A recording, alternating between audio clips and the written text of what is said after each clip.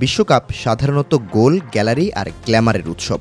কিন্তু ২০২৬ সালের বিশ্বকাপের আগে মনে হচ্ছে বলের চেয়ে ভিসার ওজন বেশি। ইরান যেন মাঠে নামার আগেই যুক্তরাষ্ট্রের ইমিগ্রেশন ডেস্কে অফসাইডে আটকে গেছে। ইরান স্পষ্ট করে বলেছে তারা বিশ্বকাপে খেলবে, তবে বিশ্বাস, সংস্কৃতি ও প্রত্যয় বিসর্জন দিয়ে নয়। কথাটি বেশ কাব্যিক, কিন্তু ভেতরে কূটনীতির ধারালো ব্লেড। কারণ এই বিশ্বকাপের অন্যতম আয়োজক যুক্তরাষ্ট্র, যার সঙ্গে তেহরানের সম্পর্ক এখন কেমন তার নতুন করে বিশ্বকে জানানোর কিছু নেই। ফুটবল ফেডারেশন অব ইরানের সভাপতি মেহেদি তাজ ফিফার কাছে 10টি শর্ত দিয়েছেন। সবচেয়ে গুরুত্বপূর্ণ শর্ত, ইরানি খেলোয়াড়, কোচ ও কর্মকর্তাদের ভিসা নিশ্চিত করতে হবে। সমস্যাটা এখানেই। অনেকেরই ইসলামিক রেভলিউশনারি গার্ড কোর বা আইআরজিসির সঙ্গে বাধ্যতামূলক সামরিক সম্পর্ক রয়েছে। যুক্তরাষ্ট্র ও কানাডা এই বাহিনীকে সন্ত্রাসী সংগঠন হিসেবে তালিকাভুক্ত করেছে।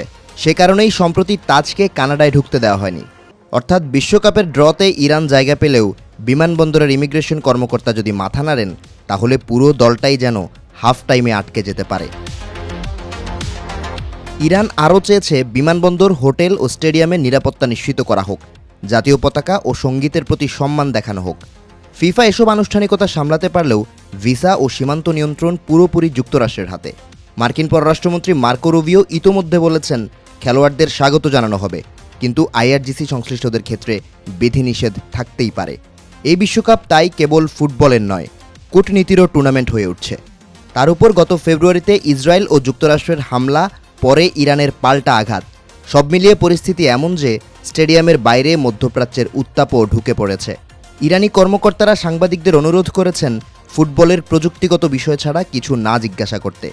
কিন্তু ইরানের ক্ষেত্রে ফুটবল আর রাজনীতির দূরত্ব বরাবরই পেনাল্টি বক্সের সমান ছোট। ইতিহাসও বলছে বিশ্বকাপ কখনোই পুরোপুরি রাজনীতিমুক্ত ছিল না। 1966 সালে আফ্রিকান দেশগুলো বয়কট করেছিল বৈষম্যমূলক কোটা ব্যবস্থার প্রতিবাদে।